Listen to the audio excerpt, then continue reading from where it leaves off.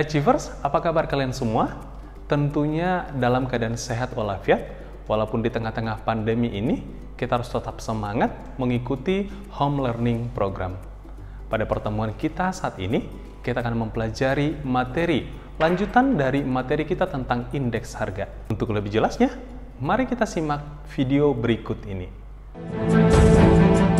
Sejumlah kebutuhan bahan pokok terus mengalami peningkatan yang signifikan sejak beberapa minggu lalu hingga diterapkannya social distancing oleh pemerintah pusat, membuat sejumlah kenaikan seperti bawang putih dari Rp35.000 menjadi Rp43.000 per kilogram, gula pasir Rp16.800 hingga Rp17.500 per kilogramnya.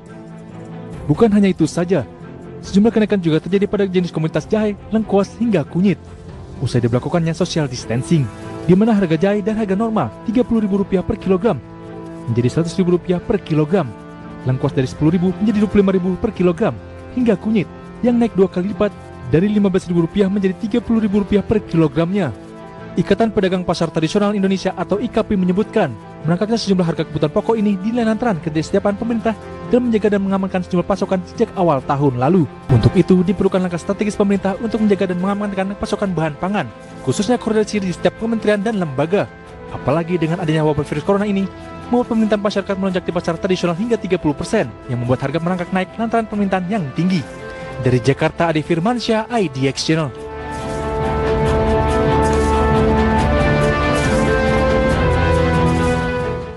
Hello Achievers, hello everyone. Pertemuan kita saat ini, kita akan mempelajari tentang jenis-jenis inflasi dan dampak inflasi dalam kehidupan sehari-hari. Bagaimana inflasi dapat melumpuhkan dan mempengaruhi perekonomian suatu negara? Hal ini bisa kita lihat dari jenis-jenis inflasi yang dihadapi oleh negara tersebut. Untuk lebih jelasnya, mari kita lihat pembagian dari inflasi.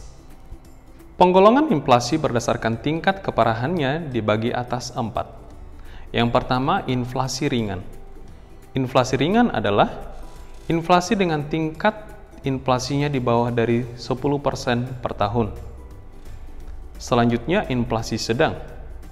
Inflasi dengan laju 10% sampai 30% per tahun. Selanjutnya, inflasi berat. Inflasi berat adalah inflasi dengan laju 30% sampai 100% per tahun, dan inflasi sangat berat atau hyperinflation adalah inflasi dengan laju lebih dari 100% per tahun. Yang kedua, penggolongan inflasi berdasarkan penyebab awal terjadinya inflasi. Yang pertama, inflasi disebabkan oleh kelebihan permintaan efektif atas barang dan jasa. Kelebihan permintaan efektif terjadi karena terlalu banyak uang yang beredar di masyarakat karena terlalu banyak uang yang dialirkan oleh bank sentral.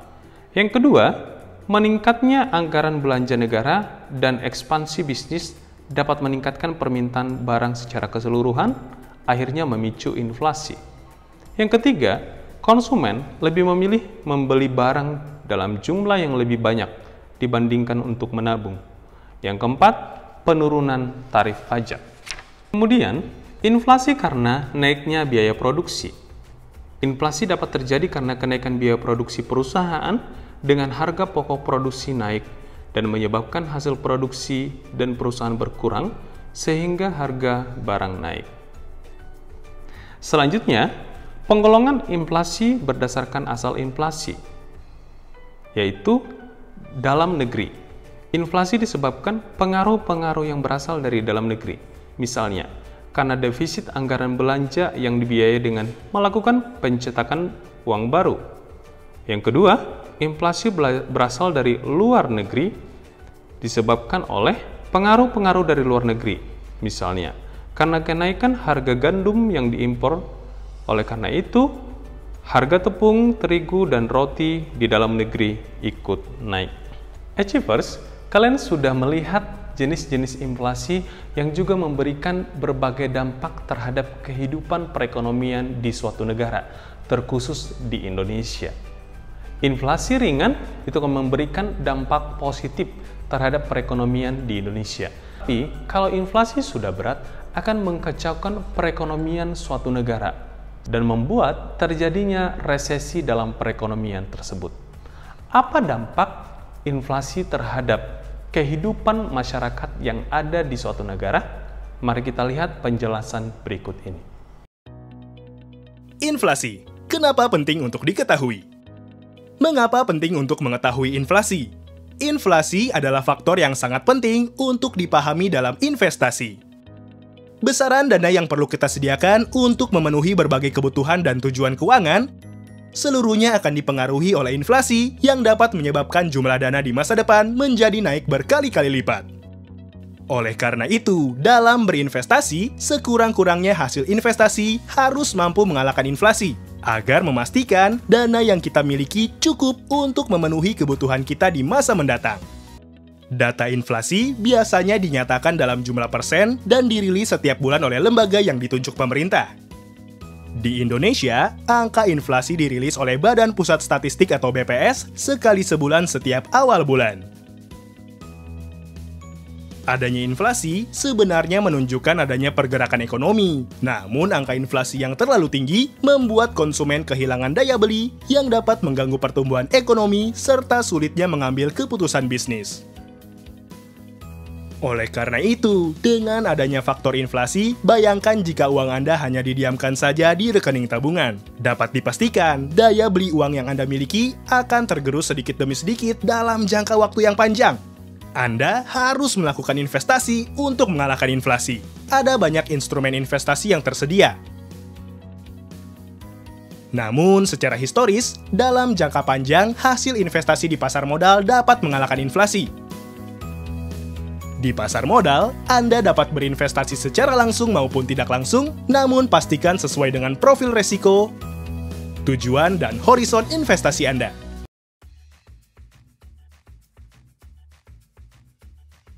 Dampak inflasi bagi kehidupan perekonomian di Indonesia. Yang pertama adalah bagi pemilik pendapatan tetap dan tidak tetap. Bagi masyarakat yang memiliki pendapatan tetap, inflasi sangat merugikan. Contoh, seorang pensiunan pegawai negeri tahun 2017, pada tahun 2017 uang pensiunnya cukup memenuhi kebutuhan hidupnya. Namun di tahun 2020, daya beli uang mungkin hanya tinggal setengah. Artinya, uang pensiunnya tidak lagi cukup untuk memenuhi kebutuhan hidupnya.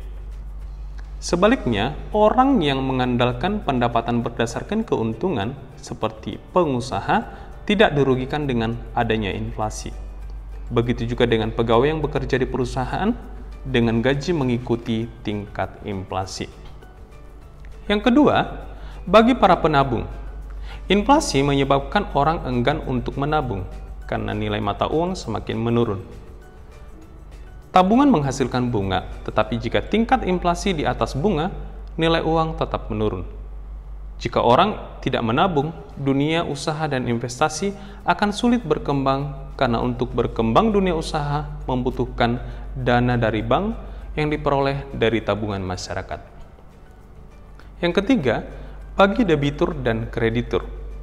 Bagi orang yang meminjam uang ke bank atau disebut debitur, inflasi menguntungkan karena pada saat pembayaran oleh debitur, nilai uang lebih rendah dibanding pada saat meminjam.